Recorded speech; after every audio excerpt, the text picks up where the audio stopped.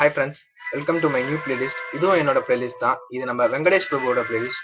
யாரா வெங்கடேஷ் பிரபுன்னு கேட்பீங்களா? அதாங்க நம்ம தனுஷ் சார் அவரோட பிளேலிஸ்ட். தனுஷ் சாரை பத்தி சொல்லணும் அப்படின்னா இன்னைக்கு தமிழ்நாட்டுல மட்டும் இல்ல இந்தியா ஃபுல்லா இருக்க அத்தனை சினி இண்டஸ்ட்ரிக்கும் தெரிஞ்ச ஒரு பெஸ்ட் ஆக்டர். ஆனா அவர் நடிக்க வரும்போது இவரெல்லாம் ஒரு ஆக்டரா, இவரை ஹீரோ வச்சு படம் பண்றீங்களே அப்படின்னு எழுதுன அதே மீடியா இன்னைக்கு அவரை பத்தி இவ்வளவுதான் புகழ்ந்து எழுத முடியுமா அப்படின்ற அளவுக்கு எழுதிக்கிட்டு இருக்காங்க.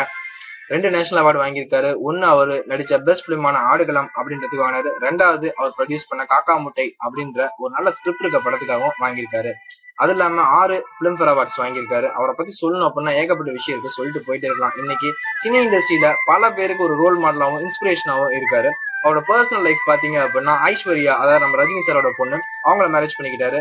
அவருக்கு 2 குழந்தைங்க இருக்கு. ஒன்னு யாத்ரா, இன்னொன்னு லிங்கா.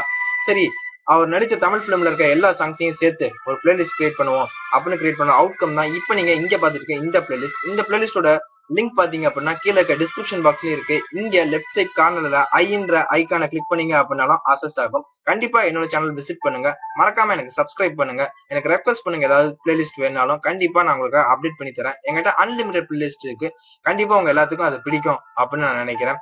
தேங்க்ஸ் ஃபார் வாட்சிங். Take care.